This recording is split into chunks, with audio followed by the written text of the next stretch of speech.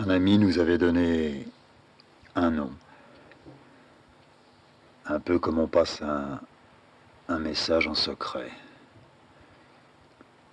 Ce nom-là, c'était celui de l'homme qui devait me prendre en charge, m'aider à passer la rivière ou le fleuve ou l'océan. Et une fois sur l'autre berge, ma berge, me lâcher. Il était à 100 kilomètres de nous, une chance. On prenait la route quelques jours après le retour. Et on arrivait chez lui.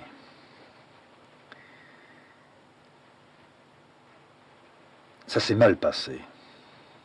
Ça s'est mal passé parce que, par amitié, le gars en question qui m'avait donné ce nom lui avait envoyé une lettre en lui parlant de moi. Une lettre sans doute pleine d'amitié, pleine de délicatesse envers moi-même, et qui le prévenait, en quelque sorte, du bonhomme qu'il allait voir. Or, cet ami en question ne se trompait certainement pas non pas dans son appréciation, mais ne se trompait pas dans sa vue qu'il avait de mon problème, ou d'une partie de ce problème. Mais il avait dit, je vous envoie un ami qui est à la fois un écrivain et un peintre, et qui actuellement traverse une période délicate, qui certainement a besoin de vos soins. Si j'étais arrivé chez ce médecin, qui était un psychanalyste, mais qui était un psychanalyste ayant été un neuropsychiatre, si j'étais arrivé chez lui comme un inconnu, il est possible que les choses se seraient passées tout à fait autrement. Là où l'ami avait voulu rendre non pas un service, mais faire quelque chose, comme un ami fait quelque chose, il y avait eu mal donne du côté du médecin. C'est-à-dire que je me retrouvais dans son cabinet, moi, en étranger, mais pour lui, j'étais un peu en pays de connaissance. C'est un homme qui, non pas connaissait mon travail, mais se doutait de quelque chose. Et c'est avec une certaine liberté envers moi-même qu'il m'a, disons qu'il m'a abordé. Au lieu de, non pas rentrer dans le vif du sujet le premier jour, ni même les 10 premières séances, mais au lieu de me laisser venir, me laisser dégoiser, c'est lui qui a commencé à dégoiser. Me posant des questions, il connaissait son boulot, bien sûr, mais me posait des questions sous un angle, c'est-à-dire à partir de ce qu'il savait. Et à partir de ce qu'il savait, c'est que j'étais un gars qui, dans son coin, faisait des dessins et essayait d'écrire des petits bouts de paplard. Et c'est sous cet angle-là qu'il a cru que l'abordage était réalisable, était facile. Ou peut-être pas facile, mais que quelque chose s'était passé. Et moi, de me trouver tout de suite dans mes propres terres, avoir à pas être amené à en parler, ça me faisait pivoter sur mon axe, mais ne m'orientait pas tout à fait comme peut-être j'aurais dû l'être. Mais je reconnais que j'étais un tel tas de nœuds. La première séance s'est passée à discutailler ensemble, à fumer, à parler de généralités, de manière à me mettre en confiance. Or, loin de me mettre en confiance, j'étais méfiant. Parce que tout ce qu'il me disait, les méandres par lesquels certains mecs sont amenés à passer, je les connaissais. Il ne voulait rien m'apprendre, mais Il ne m'apportait rien et il n'était pas là pour m'apporter quelque chose. Oui, d'accord, ça a l'air prétentieux, mais tant pis. S'il voulait m'aider à faire quelque chose, à y voir clair, je commençais au bout de la première séance à me demander si je n'avais pas précisément frôlé à un moment, quand j'écrivais surtout, si je n'avais pas frôlé une possibilité de voir un peu plus clair dans mon histoire et dans mon jeu. Et si je n'avais pas réussi à ce moment-là, je me posais la question, est-ce que lui pouvait réussir là où moi j'avais échoué? Oui, d'autres me diraient que précisément c'était là où il devait réussir, mais est-ce que je ne pouvais pas voir aussi les choses, non pas radicalement à l'opposé, mais d'une façon très différente? Seulement j'étais si fatigué que je n'arrivais pas à poursuivre ce petit monologue intérieur plus d'une demi-heure.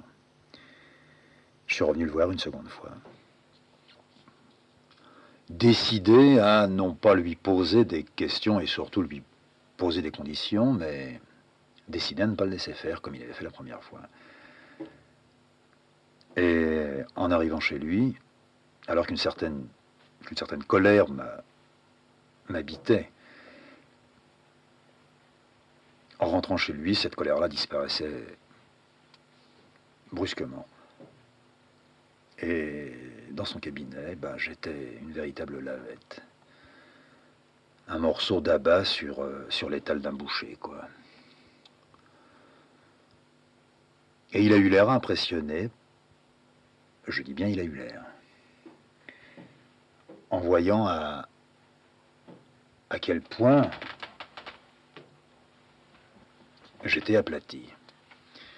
Et au bout d'une demi-heure, ne répondant toujours pas à ses questions, ou si peu, il m'en a posé une directe. Vous êtes toujours dans cet état-là? C'était une mauvaise question pour moi. Il m'a dit, vous êtes toujours dans cet état-là? Alors j'ai dit, oui, je suis toujours dans cet état-là. Vous êtes toujours aussi aplati? Oui, je suis toujours aussi aplati. Mais s'il m'avait posé la question inverse, vous êtes toujours dans cet état-là, vous êtes toujours énervé, j'aurais dit, oui, je suis toujours énervé. Or, je suis aplati, oui, j'étais aplati depuis 5 minutes, mais 5 minutes auparavant, j'étais une pile. Alors il m'a dit, oui, je vois, bon, aujourd'hui, nous allons arrêter ici, je vais vous donner un médicament, vous allez le prendre, nous nous revoyons dans 3 jours, ça va légèrement vous secouer, mais vous avez besoin d'être secoué. Et en le quittant, en remontant dans la voiture, Cécile m'a demandé, qu'est-ce qu'il t'a dit, qu'est-ce qu'il t'a fait dire? Je lui ai dit, j'ai un médicament à prendre. Nous nous sommes arrêtés dans une pharmacie, nous avons pris ce médicament, elle l'a regardé. Elle n'y comprenait rien, mais je pense qu'elle a senti le danger. Elle a essayé de me l'expliquer, je l'ai envoyé carrément chier. Alors tout en conduisant, nous avons eu une engueulade, ce qu'il ne faut pas faire. On a fini par s'arrêter, j'avais envie de la gifler. Je lui ai dit, si c'est ça, tu descends, ou bien moi je rentre là-haut, ou bien toi tu rentres, tu prends la bagnole, et moi je fous le camp, j'en ai marre, je veux pas de ça. Je veux prendre ce médicament. Or, je sentais, à partir du moment où, m'ayant posé la question, vous êtes aplati comme ça toujours, et y a répondu oui, le médicament qu'il me donnait, qui devait me sortir de cet aplatissement-là, c'était le médicament contraire, puisque je n'étais pas un homme aplati, j'étais un homme coléreux, perdu, mais coléreux. En perte de vitesse, mais dans une perte de vitesse où chaîne et frein étaient cassés. Peut-être aplati sur une machine qui va très vite. Mais je n'étais pas seulement aplati. J'ai tellement défendu mon bout de gras que j'ai pris mon médicament. Et je suis descendu 3 jours après le voir. Toutefois, sur la route qui menait à Lyon, à un moment avant Meximieux, entre Ambérieu et Meximieux, il y a une route longée d'arbres pendant à peu près une quinzaine de kilomètres, Quand je suis rentré dans ce couloir, en n'allant pas très vite, je me suis mis à lentement sentir les arbres qui, un à un, faisaient ce petit bruit que je connaissais. Vroom, vroom, vroom. Et au fur et à mesure de ce petit éclatement, j'appuyais de plus en plus sur l'accélérateur. Elle le voyait, elle le sentait. Et de temps en temps, elle me disait, mais ne va pas si vite, bientôt il y a Meximueux et le passage à niveau. Et comme bientôt il y avait Meximueux avec son passage à niveau, et comme j'étais tellement coléreux, tellement énervé, avec ces petits comprimés qui commençaient à barboter dans ma bidoche, je me suis fixé de rentrer dans l'arbre, dans le 10e arbre. Et à un moment donné, j'ai commencé à lentement tourner le volant. J'ai ressenti avant le choc le bruit de la ferraille et l'impression de la poitrine qui allait s'écraser. J'ai cru voir Cécile qui passait à travers le pare-brise et qui allait s'écraser de l'autre côté elle aussi. J'ai fermé les yeux et c'est elle qui a redressé la conduite, qui m'a fait descendre, qui m'a fait fumer, qui m'a fait pisser en me sortant la bite, qui m'a dit, si tu veux, on va à Lyon, mais c'est la dernière fois. On est allé à Lyon, je voulais aller à Lyon. Seulement toutes les voitures qui étaient autour de nous, c'était plus la place de la Concorde, c'était à chaque fois des obstacles possibles dans lesquels on devait se cogner, on pouvait se cogner. On a longé le Rhône, j'ai essayé de lui tirer son volant pour la faire piquer dedans. Seulement elle avait une force herculéenne, c'est un petit bout de femme de rien du tout, mais qui peut développer des milliers de chevaux. Et elle m'a dit non, mais cette fois-là, je veille avec toi, je rentrerai chez lui, je n'attendrai plus dans un bistrot. Quand on a monté les escaliers, j'ai essayé de lui foutre une tarte. J'ai dit, tu me laisses le voir, je discute avec lui, d'accord, je ne le reverrai plus, mais je ne veux pas que tu viennes. Et j'étais tellement mauvais qu'elle a fait demi-tour. Quand je l'ai vu lui, il m'a posé des questions. Vous sentez-vous mieux? Alors je l'ai regardé, puis j'y ai sorti un paquet qui n'était pas un paquet. J'ai dit, vous vous rendez pas compte de ce que je fais en ce moment? Moi, je m'en rends compte encore. Mais si ma femme n'avait pas été là tout à l'heure, je rentrais dans un arbre. D'accord, j'ai envie de rentrer dans un arbre. D'abord, j'ai pas envie qu'elle se tue, elle. Et vous ne croyez pas qu'on est en train de se gourer, de me faire 100 km 2 fois, 3 fois par semaine. 100 km aller, 100 km retour. Je peux pas faire cette route. Vous vous gourrez avec moi. J'ai plus confiance en vous. J'ai peut-être pas eu confiance dès le premier jour. Il m'a dit, très détendu, c'est tout à fait normal, vous faites votre crise d'agressivité envers moi-même, mais vous allez venir me revoir, vous me reverrez. Si vous voulez, vous partez tout de suite, je ne vous retiens pas. Mais dites-vous bien que vous avez besoin de moi. Quand je suis ressorti, je l'ai retrouvé, l'autre dans son bistrot. Je lui ai dit, c'est fini, c'est cassé, on n'en parle plus. Et on est rentré à la maison. Je savais à quoi elle pensait, mais moi je pensais aux arbres. Ce que j'avais dit à Paris au gars, oui, je regarde les fenêtres. Oui, je regarde des tas de trous. Je savais que le moment approchait où j'allais être amené à faire. Non plus faire quelque chose, mais faire la chose. Le quand, le quelque chose, j'étais en train de l'aborder. Avec ma barque, je godillais légèrement, je n'arrivais peut-être pas à trouver la toute petite plage ou l'endroit de la berge le plus plat pour que je puisse sauter dessus, mais je la frôlais, j'étais tout contre. À la maison, elle m'a dit qu'il fallait que je me foute au lit, qu'elle allait en parler avec un copain, qui était médecin, mais qui faisait pas ça non plus. Et qu'on allait essayer de faire quelque chose, mais sur place. Qu'elle ne me laisserait pas hospitalisé ni interné. J'ai dit, je m'en fous. Elle a cru que le je m'en fous, c'était, d'accord, je cède, et à la limite même tu as gagné, mais elle n'était pas vainqueur, elle ne jouait pas le vainqueur. Elle a cru ça. Et le soir, dans la chambre, énervé comme j'étais, je lui ai dit, Voilà des jours et des jours que tu ne dors pas parce que je gigote, parce que moi je ne dors pas. Alors ce soir, si tu veux bien, tu vas aller dormir dans la petite chambre de l'autre côté. La petite chambre qu'on réserve aux amis. Tu vas aller dormir là-dedans, si ça va pas, je t'appellerai, mais tu n'as rien à craindre. Et demain matin, bon bah d'accord, tu feras ce que tu veux faire, ce que tu dois faire peut-être. Mais je veux que tu dormes une bonne nuit. Et je lui ai filé un Gardénal. Et moi, je n'ai pas dormi. Je ne pouvais pas et je ne voulais pas. Je venais de gagner ma dernière nuit, la nuit dans laquelle il devait se passer ce qu'il fallait qu'il se passe. J'ai laissé passer quelques heures comme ça.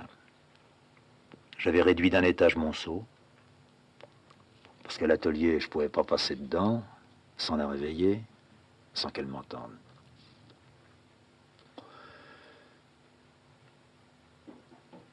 Une heure ou deux après, tout était noir. Je regardais par en dessous ma porte pour voir s'il y avait un petit filet de lumière chez elle. Rien. Le chat dormait avec elle. J'ai ouvert tout doucement la fenêtre.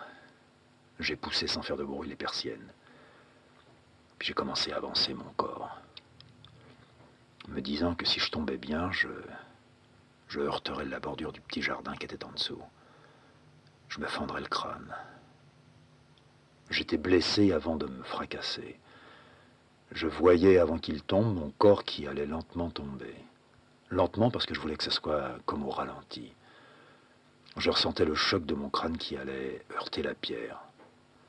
La peur certainement qui allait me saisir, me prendre, m'envahir. Et puis après cette peur, essayant de comprimer un cri, le sang qui me viendrait dans la gueule. Et je pensais. Enfin le soulagement. Et au moment où mon corps allait sans doute basculer, j'ai reculé, je me suis dit non, pas dans la nuit. Pas dans la nuit. Pourquoi pas dans la nuit? Pourquoi ne pas se tuer dans la nuit? Pas dans la nuit. Ce mot nuit était là. J'ai pas retiré les persiennes, mais j'ai fermé la porte tout doucement, la fenêtre tout doucement.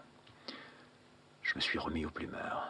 Je me suis dit non, un autre moyen, un moyen plus violent, plus brutal. Le flingue. J'avais un flingue. Je me suis relevé, j'ai fouillé dans le placard, dans les rayonnages, en dessous les chemises de ma femme. Avec ma main, j'ai retrouvé le contact, le métal.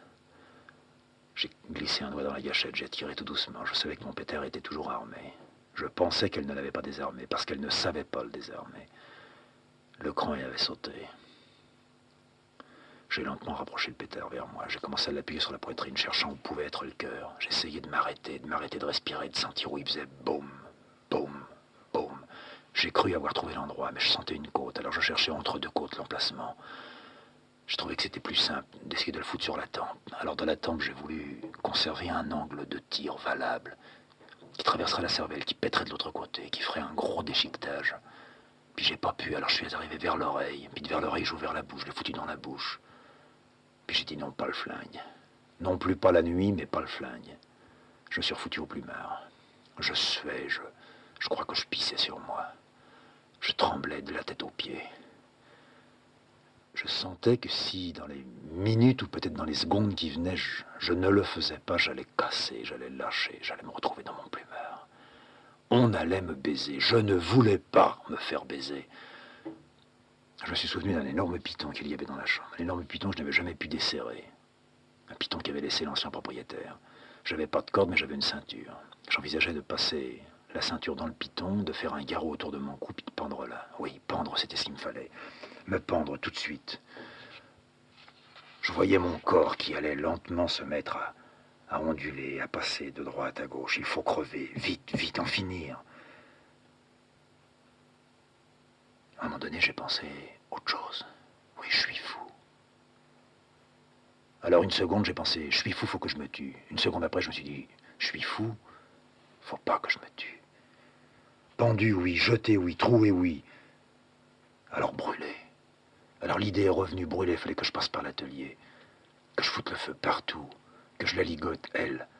Puis d'un seul coup, j'ai ouvert la porte, chez moi, j'ai ouvert la porte chez elle. J'ai essayé de grimper à l'échelle. Seulement, j'arrivais plus à trouver les barreaux, je me suis empêtré là-dedans, je me suis fait mal.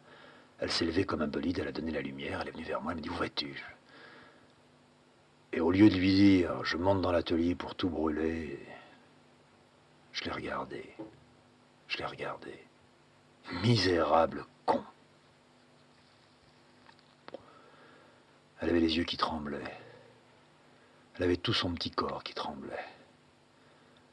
Un petit corps que j'ai fait trembler depuis des années. Qui a peur de moi quand je la touche. Qui a peur mais qui aime avoir peur.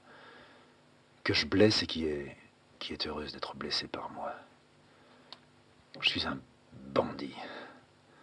Je suis peut-être son beau bandit comme elle dit, mais je suis une belle ordure. Alors elle me regardait et elle m'a dit « Qu'est-ce que tu voulais faire ?» Alors lentement, j'ai molli. Je me suis ratatiné. Petit vieux, 90 berges. L'épave. Ouais, j'ai voulu, puis j'ai pas pu. Elle voulait pas poser de questions, elle voulait s'arrêter, mais j'ai dit, faut que je te le dise. Faut que je te le dise, et puis je crois que je vais dormir. Je sais pas quelle heure il est, mais tu vas téléphoner à un mec. Tu vas téléphoner à un copain qui est au bib. Tu vas lui dire qu'il vienne tout de suite. On va me faire une piqûre, on va me faire quelque chose. Tu m'as dit qu'on m'enfermerait pas. Je crois pas que je sois au point d'être enfermé. C'est moi qu'il faut protéger. Si on me protège moi, ça ira, tu verras. J'avais envie de lui dire, sans y croire, je te rendrai heureuse. Ah, ce qu'il faut être con dans ces moments-là. Elle a voulu savoir si j'avais pas bouffé quelque chose. Non, j'avais même pas pensé à ça. Là, j'ai compris que si j'avais bouffé, si j'avais carrément avalé le tube du mec, mais je l'aurais fait le coup. Alors je me suis couché, puis je me suis serré contre elle. Elle m'a dit, on va attendre un petit moment, puis je téléphonerai après. Tu vas essayer de te calmer. Je me suis serré, comme je me serrais sans doute quand j'étais un bébé. Le v'là le bébé. Le bébé qui crie, le bébé qui a peur. Ouais, le bébé qui se serre. C'est pas une femme que j'ai, c'est une mère. Ah, vieux con, va. Puis j'ai dit, faut pas me laisser. Tu me laisseras pas. Puis elle disait, non, je te laisserai pas. J'avais peur qu'on me fasse du mal. C'était elle mon bouclier. C'est par elle que les balles devaient passer. J'avais un pare-balles, un gilet, de la tête aux pieds. J'allais m'en servir, elle allait se faire flinguer, elle voulait se faire flinguer. Pour me protéger, moi, ma carcasse, ma bidoche, moi et mes raclures.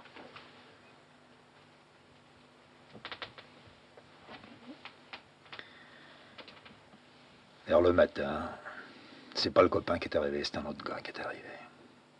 Un gars qu'on connaissait un peu. Qui est venu, qui m'a regardé dans mon malheureux plumard. Je pouvais plus m'arrêter de chialer. Qui me disait, je vous comprends. J'arrivais à dire, ben oui. J'ai dit, j'ai voulu me... Ben oui, je le sais. Je le sais, mais c'est tellement normal. Il m'a dit, voilà, vous avez passé un sale moment, mais ça a quand même été un peu aidé par ce que vous avez pris. Fallait pas prendre ça. Moi, je vais vous donner des choses. Je ne vous dis pas que je ferai des miracles. Mais vous verrez, ça ira. Je lui ai dit, ben, il y en a déjà un qui m'a dit ça, quoi. Il est à Paris. L'autre, à Lyon, m'avait dit pareil, mais il s'est gouré, je crois. Il m'a dit, oui, il s'est gouré, mais parce qu'avec vous, on peut se gourer. Je veux pas ni le protéger, ni rien. Je sais qui il est. Et il a fait ailleurs du bon travail, j'en suis certain. Mais avec vous, il fallait pas faire ce qu'il a fait. Alors je le regardais. Il faisait son ordonnance, et puis après, il a préparé une piqûre. J'ai vu le liquide qui remplissait tout doucement le tube de verre. Je me suis dit, voilà où j'en suis arrivé. Je pensais, non pas rapidement, mais comme un éclair, à des tas de bordel. Je revoyais encore un coup, là, le cou décharné de la vieille, les grosses pattes du vieux, la tombe de l'oncle. Je voyais aussi lui quand il s'était flingué sur son palier avec un tout petit trou dans la chemise et puis autour de la chemise une petite brûlure avec du sang qui s'épanchait. J'ai vu un peu de l'usine, un peu de la blanche. Ça allait si vite. Un peu de l'atelier aussi qui me tendait les bras avec son échelle et la trappe ouverte. Puis il s'est approché de moi, et il m'a dit, ça fait pas mal. C'est une petite piqûre de rien, mais je vais revenir plusieurs fois. Vous allez dormir, beaucoup dormir. Vous vous réveillerez de temps en temps pour avaler ce que je vous donne. Vous ne devez pas bouger de votre chambre, mais vous ne pouvez pas bouger de votre chambre. Vous n'aurez plus peur. Laissez-vous faire. Je le laissais faire. Ça rentrait très lentement, me regardait, souriait un peu. Il avait une drôle de gueule, ce gars-là. Un petit boulot. Des bonnes joues, on pourrait voir que c'est un bon petit bourgeois. C'est peut-être un petit bourgeois. Moi, j'en étais arrivé à me faire soigner par un petit bourgeois qui avait l'air de bien comprendre ma saloperie. Enfin, qui comprenait la saloperie dans laquelle j'étais depuis quelque temps. Puis quand il a retiré son aiguille et qu'il a foutu un petit bout de coton, il m'a dit, bah ça y est, c'est fait. Vous allez vite dormir. Ne vous occupez plus de rien. J'ai eu un sursaut. Oh, pas un sursaut de colère. Je pouvais plus avoir de la colère. J'avais été vidé par une nuit de délire. Je lui ai seulement dit, je ne voudrais pas qu'on me touche. Il me dit, c'est peut-être pas le moment de parler de ça. Je lui ai dit, si, je voudrais m'endormir en vous disant ça. Je sens que je suis pas mal maintenant. Je voudrais pas qu'on me touche. Il m'a dit, mais vous avez toujours peur de vos histoires de trous de balle? Je dis, non, c'est pas ça. Le trou de balle, c'est rien, hein? Il me dit, non, je crois que c'est rien. Je crois le médecin que vous avez vu à Paris qui vous a dit que c'était rien, et je pense qu'effectivement, il n'y a pas grand-chose. Alors, vous voulez pas qu'on touche à quoi? Je dis, ben, vous ne savez pas... Enfin, je vous dis ça simplement, mais vous ne savez pas qui je suis, quoi. Dites-vous que ce que j'ai accumulé, en conneries, bon, d'accord. Aujourd'hui, je me mets à y tenir. Je vois pas comment ça s'est passé, mais... Je voudrais pas qu'on me gomme ça. Je voudrais pas me retrouver, non pas un petit peu optimiste, hein. Je suis pas encore bête à ce point, mais... Je voudrais que vous fassiez une partie du travail et me laissez moi faire l'autre partie. C'est-à-dire... Enfin, vous comprenez ce que je veux dire. Et il m'a tendu une main en me disant... Moi, je vous fais vraiment une promesse. De toute façon, je ne vous changerai pas. Vous resterez ce que vous êtes à la condition que vous essayiez de faire ce que vous dites. Je doute un peu. Je doute beaucoup. Mais rien n'est impossible. Pour le moment, vous n'avez pas, et vous ne pouvez pas penser à ça. Mais ce que je peux vous dire, c'est qu'un jour, vous quitterez ce plumard. Ça va durer quelques mois. Puis vous remettrez à quelque chose. Ça a duré ce que ça doit durer, selon les gars. C'est arrivé le moment où il a dû réduire ses doses. Et c'était une après-midi. Il est rentré dans la chambre. Depuis quelques jours, je le voyais venir, je l'entendais monter. Je l'entendais même parler sans comprendre ce qu'il disait. Je n'étais pas curieux. Je n'étais pas bien non plus. Toujours envie de roupiller. Cet après-midi-là, il est arrivé et puis il m'a dit, eh bien, je vous ai amené du travail. Alors je l'ai regardé. Il me dit, oui, je vous ai amené ça. Et sur la table, avec la petite nappe à fleurs, il a posé une rame de papier, un stylo à billes. Puis il m'a dit, à partir de demain ou à partir de la semaine prochaine, tous les jours, vous vous levez, vous prenez vos petits repas dans votre cuisine. Dès que vous êtes fatigué, vous vous recouchez. Vous continuez à avaler les petites pilules. Et quand vous avez envie, bien, vous vous mettez à la table et vous faites ça. Je dis, mais qu'est-ce que vous voulez que je fasse? Bien, vous faites quelque chose. Vous envoyez des lettres. Vous avez des amis? Bon, bah alors vous envoyez des lettres à des amis. Vous leur dites ce que vous voulez. Ou bien j'ai été malade, ou bien je suis moins malade, ou bien il fait beau. Et puis si vous avez envie de dire autre chose, vous direz autre chose. Le moment est venu, non pas que vous fassiez ce que vous m'avez dit il y a quelques mois, mais le moment est venu de vous prouver et d'essayer de me prouver que vous êtes capable de mettre quelque chose en route vous-même. Seulement, ça ne va pas être sans plaie et sans bosse. Alors vous m'écoutez. Vous m'écoutez parce que ici, sinon, je ne peux pas vous garder très longtemps. Alors on ne va pas s'amuser à envisager des rééducations de ceci et de cela. Vous vous levez et vous travaillez. Vous considérez les lettres comme un travail. Puis c'est barré. Moi, je suis resté avec ça dans la tête. Elle allait rentrer, elle s'est foutue sur le plumard. Elle n'a rien dit, moi, je remuais. J'ai fini par lui lâcher, si j'ai pas envie d'écrire, qu'est-ce que tu veux que je foute, alors? Elle m'a dit, alors tu dessineras. J'ai dit, mais qu'est-ce que tu veux que je dessine? J'ai pas envie de dessiner. Comprends ça, au moins, je peux pas dessiner. J'ai non seulement aucune idée, de toute façon, j'ai pas besoin d'idée pour dessiner, mais j'ai aucun désir, aucune envie. Alors t'enverras des lettres à tes copains. J'ai même pas envie d'écrire à des copains. Les copains me font chier.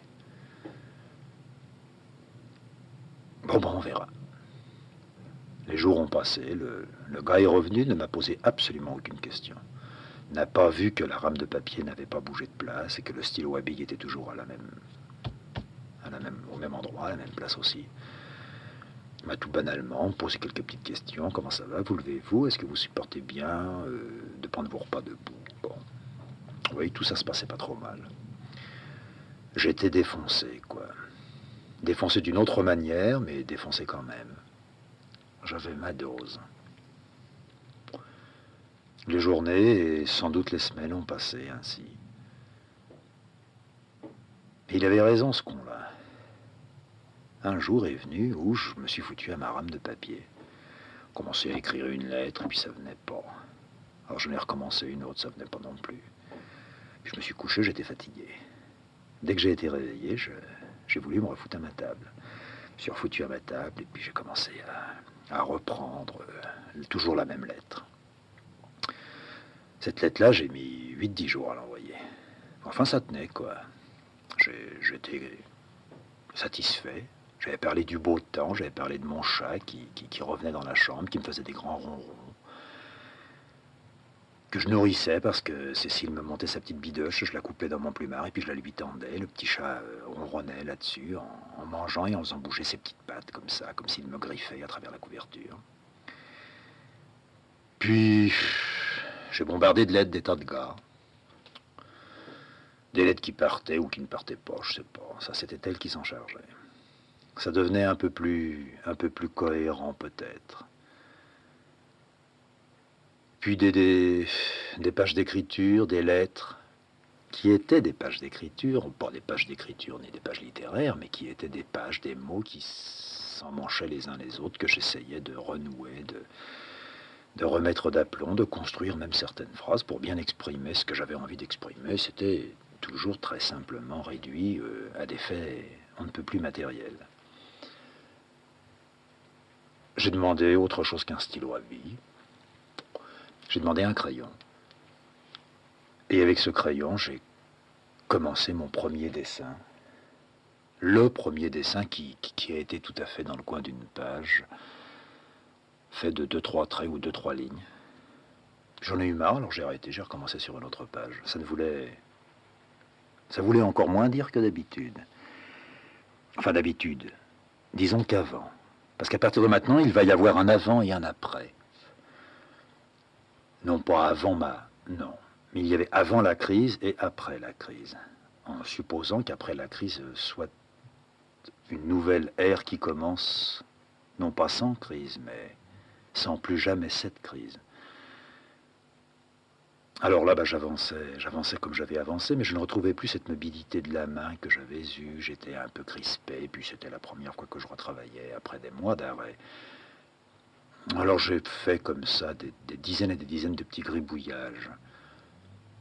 que Cécile conservait et qu'elle me montrait comme étant dans quelque sorte des preuves d'un certain avancement, disons.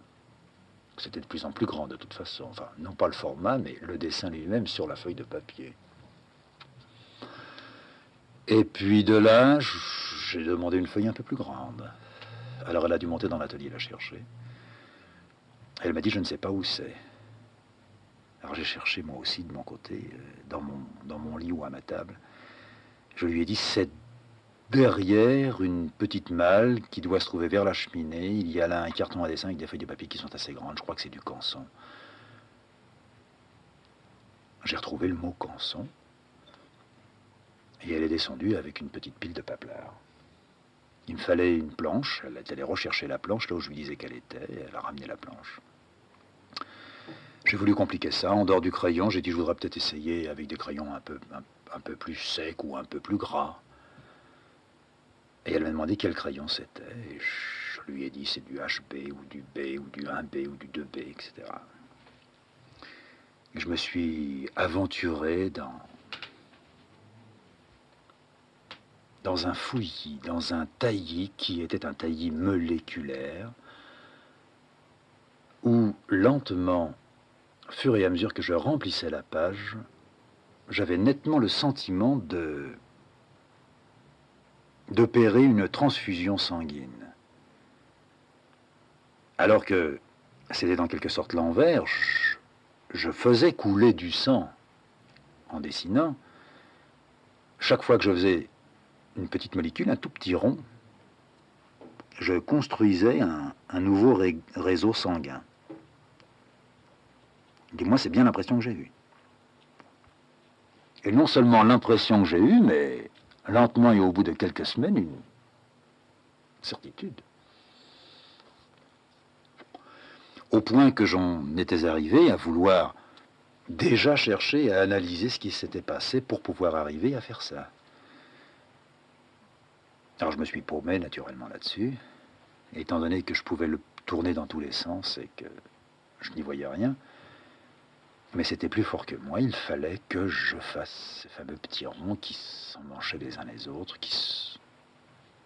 comme des globules blancs et rouges, se bousculent, se séparent, sans chercher aucune armature à l'intérieur, ni cerner davantage un point ou un autre. C'était un nuage moléculaire qui de plus en plus débordait des pages et qui nécessitait pour moi de plus en plus de format grand. Ceci jusqu'au jour où Cécile me dit qu'il fallait que je monte dans l'atelier.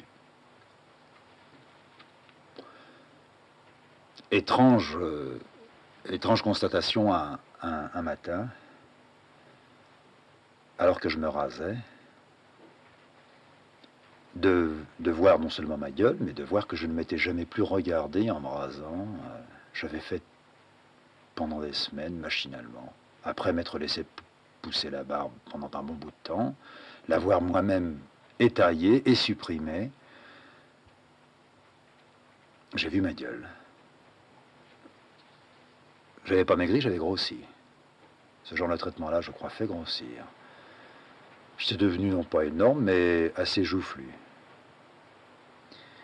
La bonne gueule du gars qui bouffe, qui bosse et qui dort. J'ai pris l'échelle, j'ai essayé de grimper, ça allait mollement. Et j'ai atterri dans l'atelier. Elle me suivait. Quand j'y suis arrivé, j'ai regardé autour de moi, j'ai arrêté de marcher. J'ai regardé, j'ai vu la table, la chaise, un paquet de cigarettes qui traînait là-dessus. Je me suis retourné, j'ai regardé Cécile. Je lui ai dit, je crois que tu peux descendre. Elle est descendue. J'ai commencé à tourner autour de la table. à bouger un peu la chaise de place, comme s'il y avait une momie dessus. J'ai regardé derrière l'épaule de la momie. Une momie figée, comme toutes les momies, qui aurait pu me donner du feu. Il y avait une cigarette au bec, mais qui ne brûlait pas. J'ai relevé la tête. J'ai vu la fenêtre. Je me suis approché de la fenêtre. Puis j'ai, au ralenti, posé ma main sur la poignée de la fenêtre. Je l'ai fait tourner, j'ai ouvert, j'ai regardé en bas. Là, j'ai voulu allumer ma cigarette. Ce que j'ai fait. J'ai fumé à ma fenêtre, en regardant un peu le village, puis beaucoup la pierre qui était en dessous, la dalle. J'ai refermé ma fenêtre. Je suis revenu vers ma momie. Ma momie qui m'attendait. Une momie, elle aussi, faite de molécules. Lentement, j'ai non pas défait ses bandelettes, mais j'ai commencé à glisser en passant par sa gueule.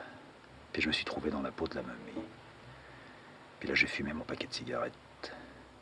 Très vite, comme une locomotive. Le cou très, très souple. La tête avec des yeux qui regardaient partout. Des boîtes de peinture sur des étagères. On avait fait le ménage, je crois, chez moi. La merde des bouquins qui s'étalait toujours, mais qui n'était peut-être plus de la merde. Une autre merde. Un dossier sur une étagère. Une étagère avec le dossier contenant toutes les lettres des copains dedans. Je n'avais pas envie de les voir, ces lettres. Je savais que j'avais des lettres. Je me suis relevé, j'ai regardé toujours. Regardé les murs, avec les dessins qui étaient là. Mes propres dessins. Les dessins d'autres gars. Des reproductions. Un silence que je soupçonnais rompu par la respiration de Cécile qui était juste à un étage en dessous, les yeux tendus vers des poutres, se demandant certainement qu'est-ce qui se passe. Eh bien, ma petite, il se passe que... Eh ben, que rien. Si tu veux, tu peux monter, je lui ai dit ça à voix haute. Et plus vite que je ne l'aurais prévu, elle était à côté de moi. Sans rien dire. Je la regardais comme on regarde un meuble. Parce qu'il faut dire que dans l'atelier, jusqu'à présent, je ne m'y étais pas senti tout à fait à ma place. Là, c'était pas ni une place, ni ma place. J'étais et elle était devenue une petite molécule dans un système solaire ou dans un système sanguin. On était irrigué vers quelque chose. Il s'était passé des choses. Le camp était derrière. Mais un autre camp allait revenir. Le moment approchait où je devrais me remettre à une table.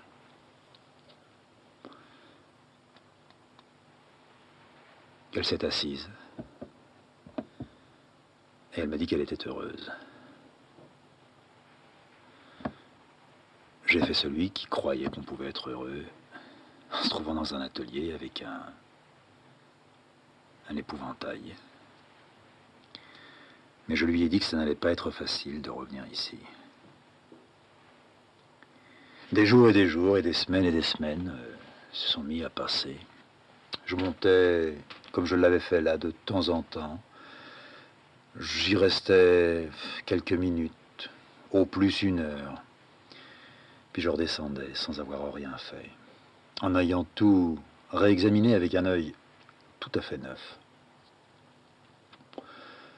Sans jamais me dire on attend de moi ou j'attends de moi. Sans même me poser déjà la question le quand viendrait la chose, mais j'avais un dur travail devant moi. À certains moments, je me mettais à douter. Je réentendais ce qu'il m'avait dit, lui le type. À savoir que ça lui semblait difficile. Et effectivement, je lui donnais raison. C'était plus que difficile. Être là, ce n'était pas être ailleurs. Il fallait que j'arrête de me débiner. Il fallait sans doute aussi que j'arrête de me poser tellement, non pas de questions, mais de pièges. Or, très vite, je me mettais à découvrir que j'avais à nouveau besoin de pièges. Je me mettais à ma table. Encore du papier, encore des crayons, encore une plume ou un stylo. Ça venait, comme ça pouvait venir. Je revoyais de plus en plus nettement au fur et à mesure que je travaillais. De plus en plus nettement des moments, des passages. J'entendais de plus en plus clairement des petites explosions. Des explosions passées, mais que je ressentais maintenant. Oui, un homme a du mal à se charger lui-même de lui.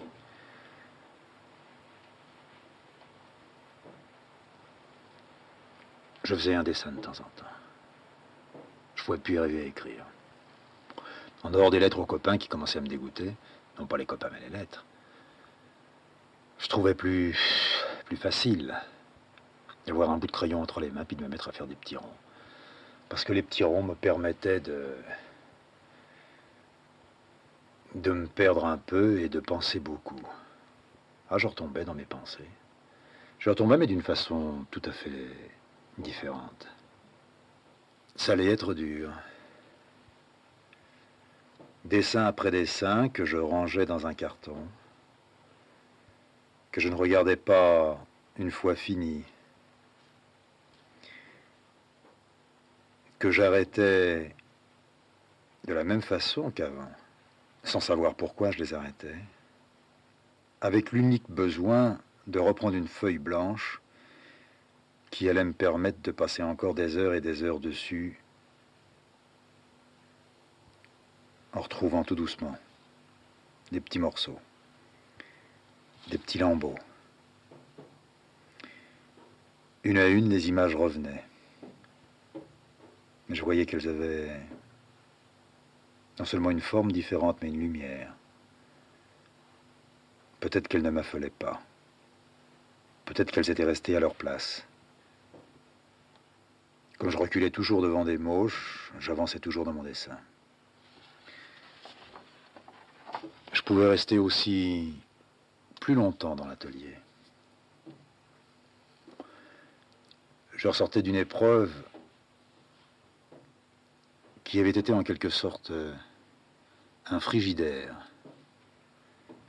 avec de multiples cases, froides et pleines, et que, une à une, en ouvrant la porte, j'allais pouvoir reprendre. J'entassais des dessins avec questions et sans questions. Fatigué, las, ensommeillé, avec papier et quelquefois sans papier.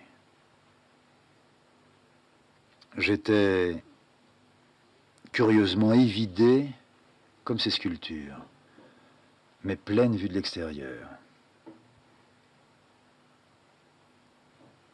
Et comme mes yeux souvent suivaient le mur, j'ai regardé beaucoup plus attentivement les étagères qui soutenaient soit des livres, soit des peintures, des boîtes. Et j'ai eu à faire face, mal face, à des idées fixes. La plus sérieuse pour moi aura été la peur que tout allait tomber. Sans doute déjà enfant, j'avais peur en habitant dans cette cave que la maison ne s'écroule. Je savais que de toute façon, si elle s'écroulait, je serais le dernier à être sauvé. J'avais peur de ça. J'avais peur dans le métro quand il allait très vite et qu'il prenait ses virages en bousculant les voyageurs. Je voulais être soit dans le wagon, le premier, ou dans le dernier. Celui du milieu étant celui où tout le monde serait écrabouillé. Là, de nouveau, la hantise des choses qui pouvaient s'écrouler revenait, et sans savoir que je pouvais et que je devais lutter contre ça, je me suis laissé aller. Laissé aller au point que j'ai voulu renforcer toutes mes étagères. Marteau en main, je me suis mis à foutre des barres de fer dans les murs et à tout soutenir. À tout soutenir avec un ramdam terrible. Et Cécile m'a demandé, mais qu'est-ce que tu fais là-haut? J'ai répondu en disant que quelques étagères ne tenant pas très bien, je les renforçais. J'ai pas dit la vérité. Elle a cru que certaines étagères ne tenant pas très bien avaient besoin d'être renforcées, et j'ai continué mon manège. Mon manège a duré des semaines. J'avais pas des semaines de travail pour des étagères, mais c'était pas une barre ni deux barres de fer que je mettais pour les soutenir. C'était des barres de fer, des trous, des scellements, du ciment partout. Jusqu'à ce que je découvre qu'il y avait des petites fissures dans le mur, des petites fissures dans la maison. Des petites fissures qui se sont mises à littéralement éclater devant moi. La nuit, je me levais, j'allumais, je regardais avec une lampe électrique où en était la fissure. Je faisais des petits témoins avec du plâtre. Il me semblait que le plâtre cédait légèrement, qu'un trait fin comme un cheveu s'était amené dans la nuit ou dans la journée.